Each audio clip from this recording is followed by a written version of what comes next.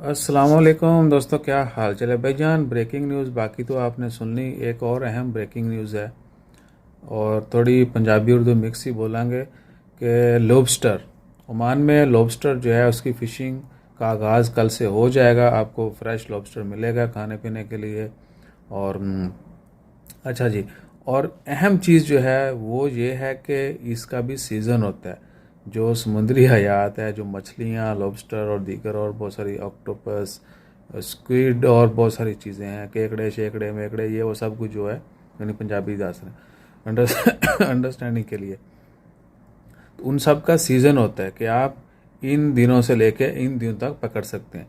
और बाद में जब नहीं पकड़ने की आदत होती, उन दिनों उनकी अफजाइश दोबारा हो रही होती है, यानी ब्रीडिंग हो रही होती है, उनकी आबादी में इजाफा हो रहा होता है, ताकि अगले सीज़न में आप उनका शिकार करें और गुज़ा के लिए इस्तेमाल करें, दवाइयों के लिए या ताकत के लिए।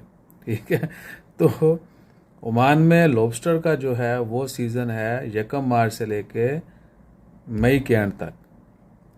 मार्च से मई तक जो है आप लॉबस्टर का शिकार कर सकते हैं। और ओमान बहुत भारी मिकदार में शिकार करता है और बाकी ममालिक में भी सेल करता है, गल्फ़ में भी और कुछ यूरोपियन कंट्री में भी इंपोर्ट करता है।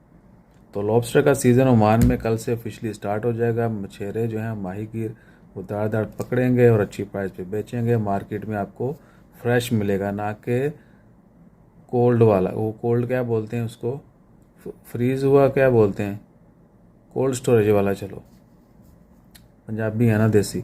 तो ये सीन होता है। बाकी फिर जून से लेके फरवरी के एंड तक ये महीने जो हैं इसके ऊपर पाबंदी होती है, ताकि उनकी अफजाइश होती रहे।